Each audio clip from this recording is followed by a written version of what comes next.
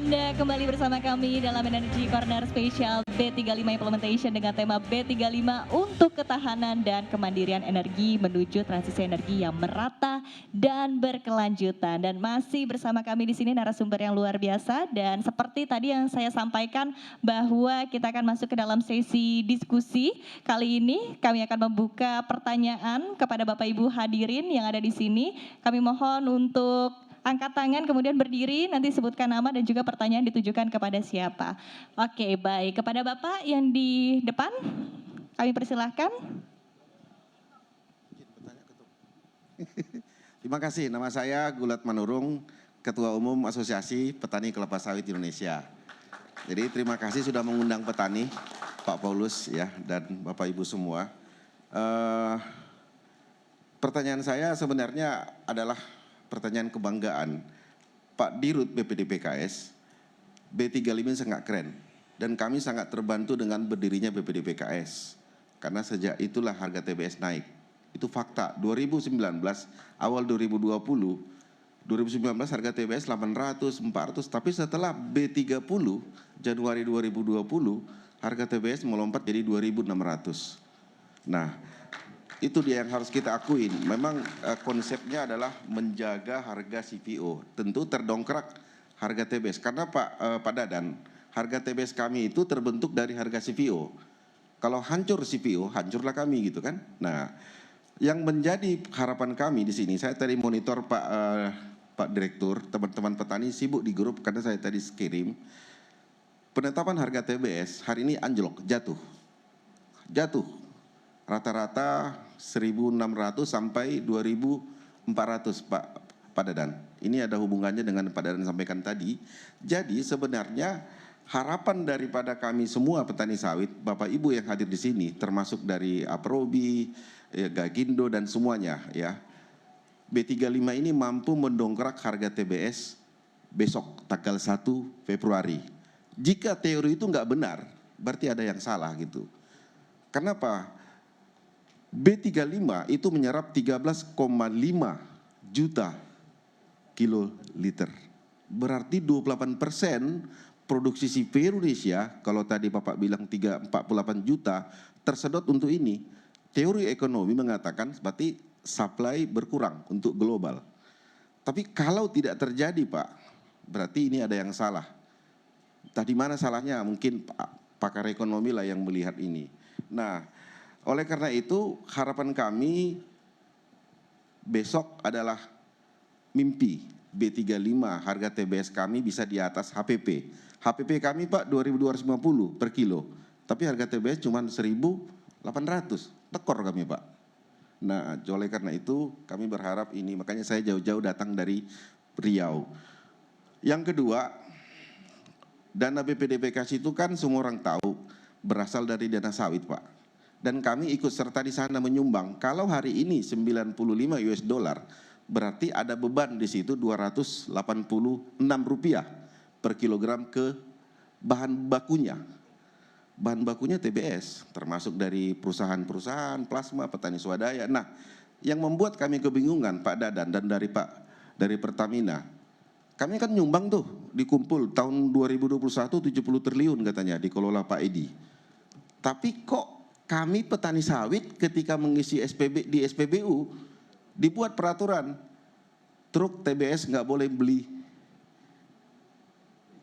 biosolar. Ada apa nih Pak? Itu ribut Pak, panjang sampai 6 km truk TBS. Kalau menurut peraturannya itu memang diatur di Perpres 191 tahun 2014. Kalau nggak salah, ini patut juga untuk saat itu kan belum ada B30 Pak, jadi patut untuk ditinjau. Peraturan Bapak mengatakan yang plat kuning boleh, bus ini boleh, kecuali truk pengangkut hasil perkebunan. Loh, ini ada apa nih? Yang bannya lebih dari 6, truk kami 6-nya Pak, nggak lebih dari 6, nggak boleh juga katanya. Ini mohon surat edaran Bapak kepada semua SPBU supaya yang truknya 6 ke bawah bannya boleh mengisi B35 ini Pak gitu.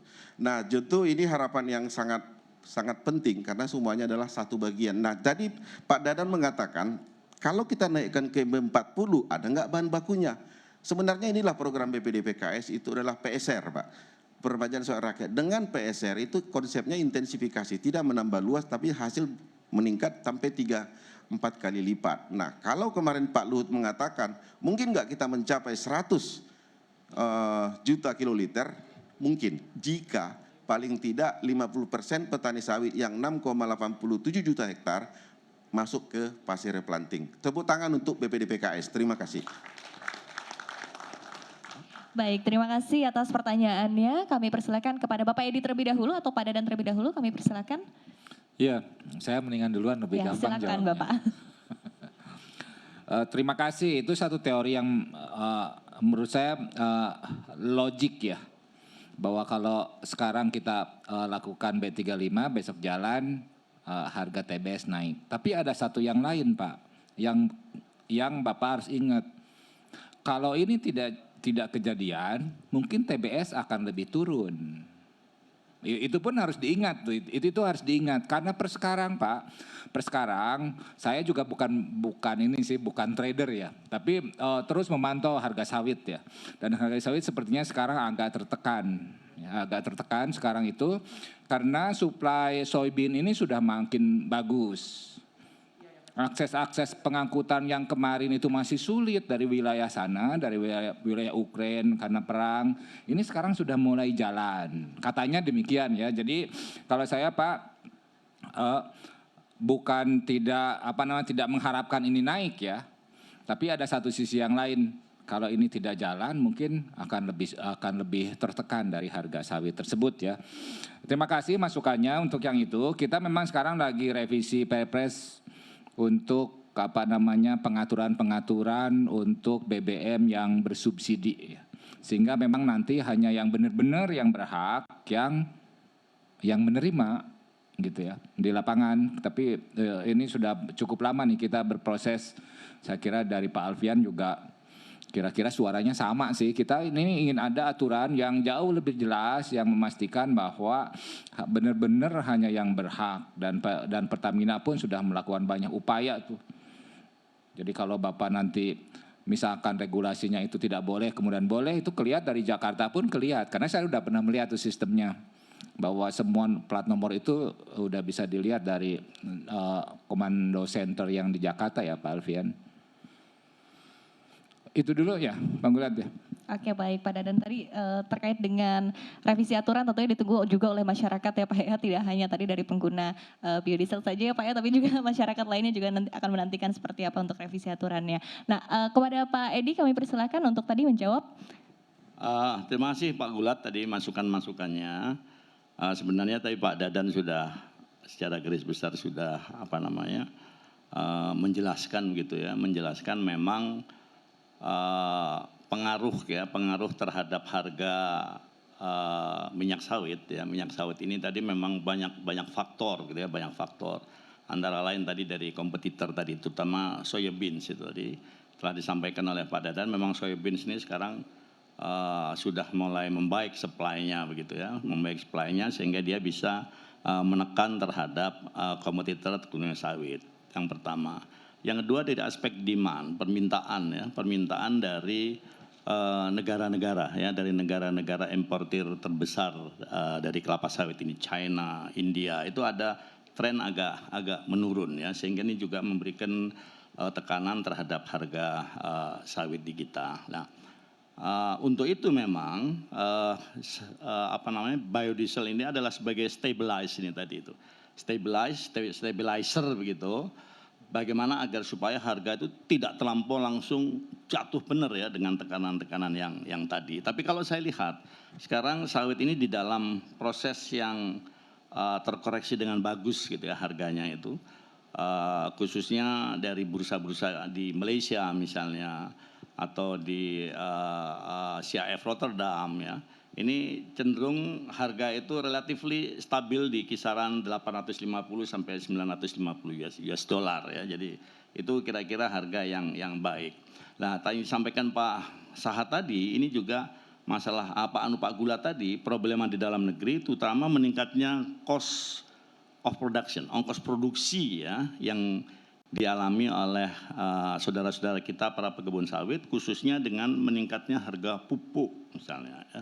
Ini sangat aneh sekali karena Pak Gulat tadi tidak menyampaikan sawit juga tidak boleh menggunakan pupuk bersubsidi kan gitu, ya kan, sehingga mereka menggunakan pupuk-pupuk yang tidak bersubsidi yang relatif itu harganya naik bahkan kalau saya nggak salah 3 kali lipat dan lain sebagainya. Ini yang akhirnya mengakibatkan margin yang diterima oleh pekebun ya, pekebun sawit khususnya ini menjadi menyempit ya. Bahkan kalau dia tidak efisien akhirnya seperti disampaikan oleh Pak Gulat tadi, bahkan bukan keuntungan yang diterima tapi bahkan mungkin kerugian karena harga pokoknya lebih tinggi daripada harga ini. Tapi anyway Pak Gulat, mari kita bekerja bersama-sama terus bagaimana untuk melihat tata kelola dari industri sawit ini tadi ya, industri sawit ini tadi kira-kira di mana.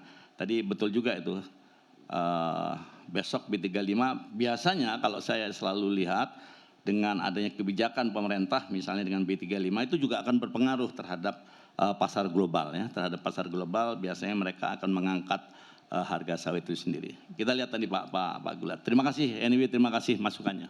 Siap, terima kasih Pak Edi. Semoga tadi terjawab ya, sudah teridentifikasi juga masalah-masalahnya termasuk tadi dari cost produksinya juga yang naik ya Pak ya. Dan semoga juga tadi sekali lagi dengan implementasi dari B35 ini sendiri bisa menaikkan harga CPO dan juga TBS khususnya ya Pak ya di masyarakat dan juga di tingkat para petani. Terima kasih Pak Gulat atas pertanyaannya tadi, semoga terjawab. Dan hadirin Bapak Ibu, kami persilakan satu penanya lagi. Bapak, kami persilakan Bapak. Terima kasih, saya Bambang Cahyono dari Direktur Eksekutif dari Aspindo, jadi Asosiasi Jasa Pertambangan Indonesia. Saya bisa mengatakan bahwa anggota kami yang kontraktor di batu bara terutama itu pengguna bahan bakar yang terbesar lah. Karena kita pakai itu kira-kira 4 juta kiloliter atau 4 miliar liter setahun ya. Nggak tahu, itu mungkin sekitar 15% dari total kebutuhan. Nah, selama ini kita mendukung sejak dari awal ya, biarpun tadi sudah disinggung sedikit-sedikit, misalnya lebih boros sedikit ya, 2-5%. Kemudian nah ini yang itu pun kita ya udahlah kita terima saja.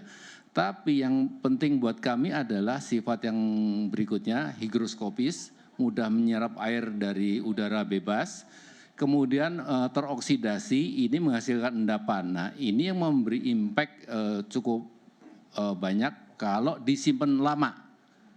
Biarpun rekomendasi dari BTKE yang kami terima adalah maksimum 3 bulan ya. Tetapi banyak di tambang-tambang di perusahaan kami itu yang delivery-nya tergantung pasang surut sungai itu bisa lebih dari 3 bulan nyimpennya. Nah itu yang menjadi problem. Jadi oke, kedepannya satu lagi tadi juga sudah disinggung oleh Pak Nangoi bahwa sama di alat berat juga warranty itu bisa terganggu kalau kadarnya naik lagi. Kita sudah berjuang selama ini sampai di B30 itu ya puji syukur seluruh produsen alat berat yang dari yang besar dan kecil semuanya sudah setuju ya sampai dengan B30. Tapi kalau naik lagi ini yang problem dengan berbagai sifat negatif tadi. Yang saya ingin bertanyakan ke Pak Dadan, kedepannya ini setelah mulai B35 ini, usulan yang sudah kami sampaikan secara tertulis, kemudian kita minta dukungan Pertamina juga, supaya selebihnya B30 itu menggunakan HVO, itu setidaknya khusus untuk di pertambangan. Ya. Kalau di, ini kan kita harganya harga industri, kalau di pertambangan itu bisa menggunakan HVO, sifat negatif tadi tidak akan bertambah jelek, jadi justru HVO itu kadar setanya jauh lebih tinggi, jadi itu harusnya akan lebih baik. Itu yang kita harapkan dan kita tunggu bagaimana Pak Dadan usulan yang sudah kami sampaikan. Baik. Terima kasih. Sebelumnya, terima kasih Pak Bambang dan sebelumnya kami mengucapkan selamat datang kepada Bapak Menko Perekonomian, Bapak Erlangga Hartarto. Terima kasih Bapak atas kehadirannya untuk acara Energy Corner Special B35 Implementation. Dan izinkan kami untuk melanjutkan acara Pak Erlangga. Dan tadi dari Pak Bambang, Siap, baik. Terima kasih Pak Erlangga. Baik, langsung saja mungkin boleh dijawab dari Pak Dadan terlebih dahulu, Pak. Baik, terima kasih Pak Bambang. Terima kasih, suratnya sudah kita terima dan kita lagi diskusi internal termasuk dengan Pertamina. Usulannya menurut saya logis, karena sekarang Pertamina juga sudah produksi untuk HVO-nya ya. Tapi ini kan ada kaitan nanti dengan kontrak yang sudah existing sekarang, yang Pertamina dengan Aprobi. Kan jumlahnya juga sudah masuk di situ. Jadi masih kita pelajari seperti apa nanti di situ. Yang pasti kalau untuk masuk ke program insentif, menurut saya masih agak panjang nih jalannya. Kan ini kan harus merevisi Perpres ya. Kan definisi biodieselnya ini belum masuk nih yang sana. Tapi terima kasih dan selama ini kan Aspindo juga mensupport terus bahkan lebih duluan melakukan kajian. Ya, B30 dulu kan lebih duluan Bapak daripada kami. Dan sekarang kita akan memulai untuk yang B35 atau B40 supaya untuk sama-sama mencari jalan Pak. Yang HVO-nya saya yakin, kalau HVO saya yakin. Tapi untuk yang B40 atau B35 yang sekarang, karena sekarang kan kita baru dari sisi otomotif ya.